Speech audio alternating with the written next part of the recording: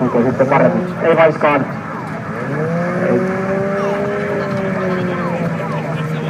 Se ei niin vakavaa ole. Pistetään autot viivaan. Nyt ne ovat viivassa. Ei muuta kuin valot käyntiin ja liikkeelle.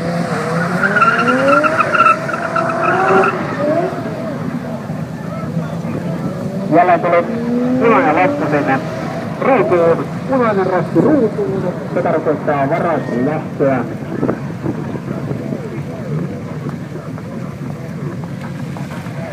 Sitten pistetään jälleen Mitsubishi vastaan Subaru-asetelma liikenteeseen.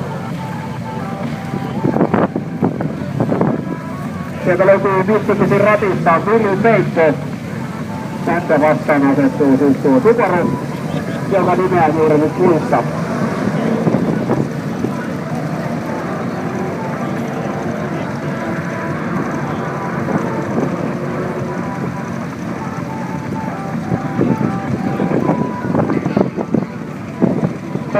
Joni johtaa tällä hetkellä autojen sarjaa. Vilipeiton aika 11.926. Loppunopeutta 19.20. Ari Savolainen vie tämän hänen aikansa 9.466 ja loppunopeus 127.35 kilometriä tunnissa. Joni Peitto tosiaan johtaa toisena Arturi Eskola, hänellä kaikkein kovin loppunopeus. Jori Eevala kolmantena, Pete Karttunen neljäntenä, Panu Heino numero 2, onko niitä 2? Tietääkseni Heino Panuja ei ole kuin 1, mutta ei vaikka tuo johtuu siitä, että jos katsottu sinua mobiililaitteella, niin siellä lukee Panu Heino 2, hän vaihtoi autoa välillä. Siitä johtuu tuo. Panu Heino siis 5. Mikko Ruusunen 6. Ville Hietaniemi 7. Ari Savolainen 8. Samu Reivonen 9. ja Kimmo Hautakangas 10. Siinä kympin kärki. Kilpailen naiskuljettaja Terhi Perkko, hän on siellä 13. Ihan on suoritus, kun ajatellaan, että kaikki muut ovat kuitenkin miehiä. Kaikissa lajeissahan sanotaan aina niin, että miehillä on aina hiukan kovemmat lyöntit ja kovemmat laukaukset ja niin edelleen, mutta tässä se ei auta. Autosta kiinni. Autosta kiinni tämä homma.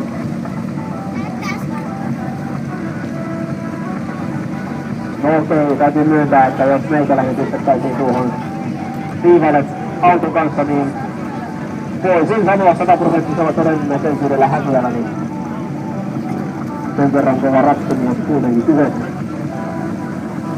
Näin on jälleen maalialue pikkuhiljaa tyhjennetty.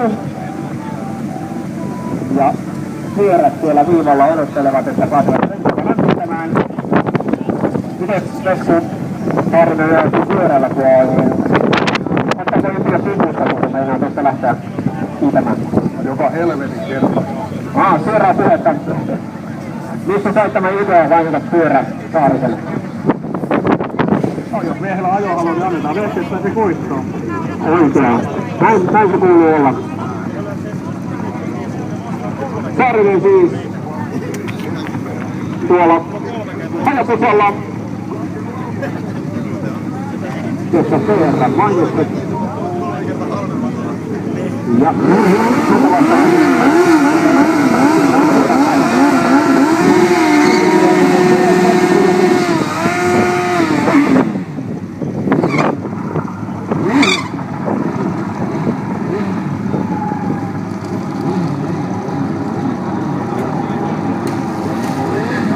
ratavalmis. Pyörät kohdillaan, ei muuta kuin valot käyntiin. Ja sitten mennään.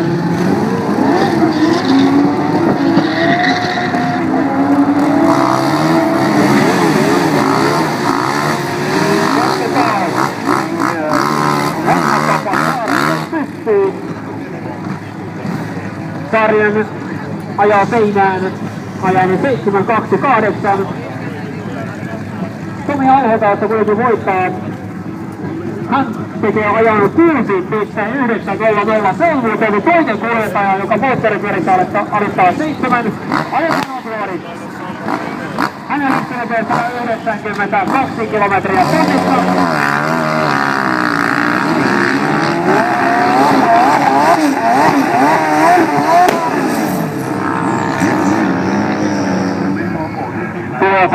42 kilometriä tunnissa on muuten tämän päivän kovin nopeus. Annetaan sillekin aplodit.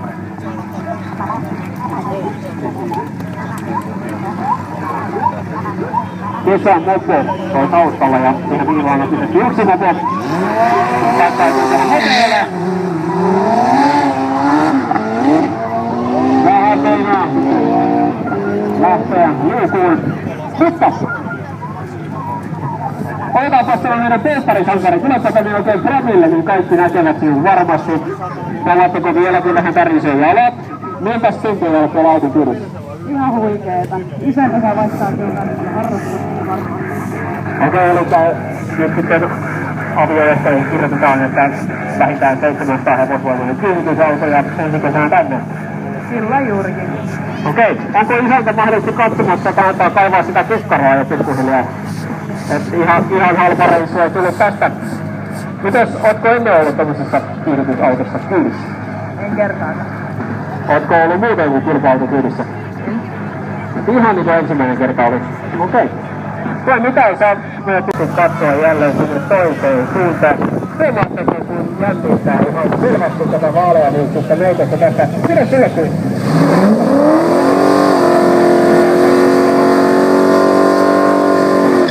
Opetus miehen tulemaan. Hyvä homma. Niin se pitää tehdäkin. Jos ei mies itse lähde, niin sitten vaimo pakottaa.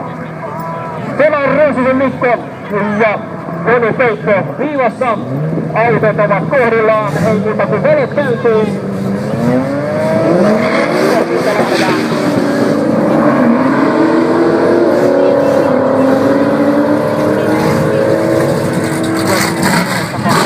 Käteen ja katsokaa sieltä tilanteita. Minä puhutaan täältä, mikä oli tuo. Lukemat.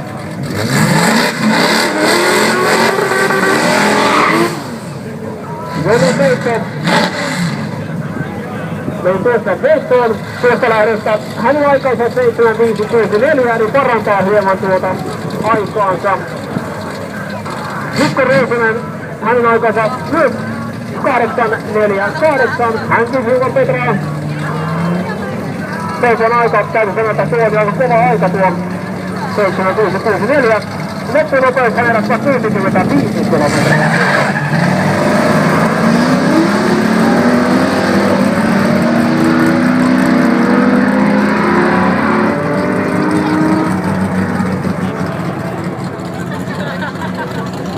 Eli tuossa yhden aikaa pidetään taukoja.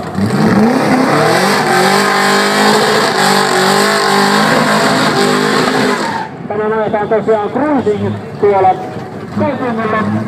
Motorteam käy siellä vähän cruisailemassa. Pyydän kaikkia Motor Cruisingiin osallistuvaa heti tauon alkaessa siirtymään autoihin tähän siltapuoralle.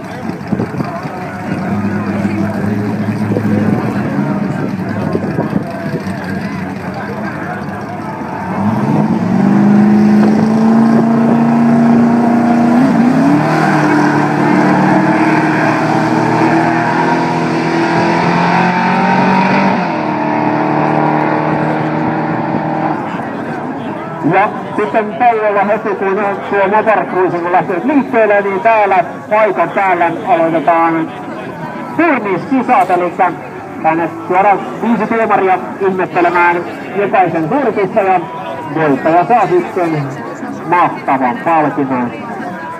Paljastetaan se sitten, kun voittaja sen saa. Tosiaan turniskisat täällä sitten Kauolla ja paljon muutakin mukavaa.